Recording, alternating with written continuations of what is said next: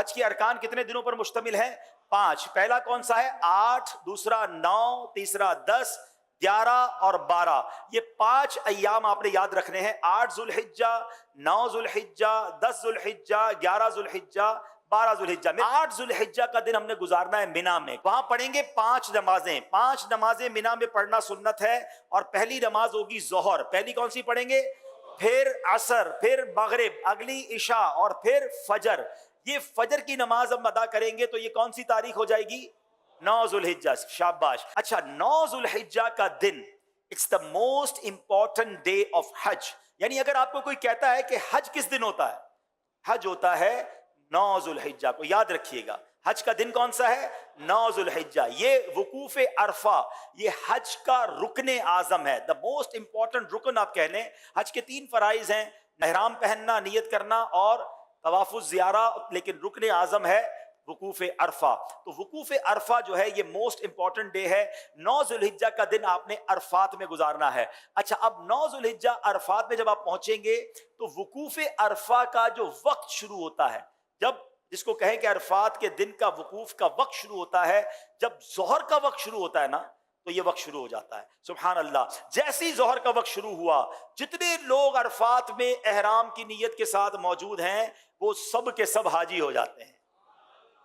लेकिन अरफात से गुरूब आफताब तक नहीं निकलना। जब तक गुरूब आफताब, मगरिब का टाइम ना हो जाए, आपने अरफात नहीं छोड़ना। जो उससे पहले निकल जाता है उस पर दम हो जाएगा। तो याद रहे, जोहर के वक्त में जोहर पढ़नी है, असर के वक्त में असर पढ़नी है। अपने अपने खैमों में पढ़ें या जमात कर लें और वहां इबादत करें, दुआएं करें। गुरूब आफताब से पहले पहले अरफात को नहीं छोड़ना है। अब जब गुरूब आफताब के बाद आप निकलेंगे तो अब जाना है मुजदलिफा। और मुजदलिफा पहुंचकर अल्लाह की शान देखें। अरफात में मगरिब का वक्त हो गया है मगर मगरिब पढ़ने की इजाजत नहीं है। अच्छा, मुजदलिफा में भी मगरिब और इशा पढ़ेंगे मगर इशा का वक्त शुरू हो जाने के बाद पढ़ेंगे। यानी इशा का वक्त शुरू हो गया, अब मगरिब और इशा पढ़ेंगे। और उसको मिलाकर पढ़ने का तरीका यह है कि मगरिब के पहले फर्ज पढ़ेंगे, फिर इशा के फर्ज पढ़ेंगे, फिर मगरिब की नवाफिल, मगरिब की सुन्नतें और नवाफिल, फिर इशा की सुन्नतें, वितर वगैरह अदा किए जाएंगे। अब ये रात है 10 जुल्हिज्जा की रात। सुबह 10 जुल्हिज्जा है। ये रात गुजारेंगे मुजदलिफा में और इस रात इबादत भी करेंगे। और यहां फजर की नमाज पढ़ना या फजर के वक्त में यहां होना जरूरी है, क्योंकि मुजदलिफा का जो वकूफ का वक्त है ये जब शुरू होता है कि जब फजर का वक्त शुरू होता है। अच्छा, अब सुबह हो गई। ये सुबह कौन सी है? कौन सी तारीख हो गई? 10 जुल्हिज्जा। पाकिस्तान में क्या होता है? कौन सी ईद होती है? बकरा ईद। हाजी देखो कैसे कमाल की ईद मना रहा होता है। लोग अच्छे अच्छे कपड़े पहने हैं, खुशबू लगाए घूम रहे होते हैं, एक दूसरे से ईद मुबारक कर रहे होते हैं। हाजी के एहराम भी मैला, उसके बाल भी बिखरे हुए, उसकी आंखें भी नींद से, थकन से चूर है। ये कैसी ईद है? वल्लाह ये सारी दुनिया की ईदों से अच्छी ईद। हाय हाय, क्योंकि अल्लाह को ये मैला कुचैला हाजी बड़ा पसंद है। आज ईद का दिन है और हाजी को 3 काम करने हैं। 10 जुल्हिज्जा को 3 काम करने हैं और ये तीनों काम एक तरतीब से, सीक्वेंस से करना बड़ा जरूरी है। ठीक है, याद रखिएगा। पहले हाजी ने क्या करना है? रमी करनी है। क्या करना है? इसको रमी करनी है शैतान को कंकरियां मारनी है, बड़े शैतान को। उस दिन एक ही जमरे को, एक ही शैतान को कंकरियां मारनी है, 7 पत्थर मारने हैं। रमी करने के बाद हाजी ने क्या करनी? कुर्बानी। क्या करनी है? अच्छा, रमी कर ली तो कुर्बानी, जो भी करने वाला उसको बताएंगे मैंने रमी कर ली, वो उसकी कुर्बानी हो जाएगी। कुर्बानी हो गई तो उसके बाद हाजी ने हलक करवाना है या कसर करवाना है, तकसीर करनी है, बाल उतरवाने हैं। अब वो एहराम से फारिग हो गया। जनाबे वाला कितने दिन हुए हैं? 2.25 दिन तो हुए हैं। 10 जुल्हिज्जा 8 को तो एहराम बांधा था और 10 को फारिग हो गया।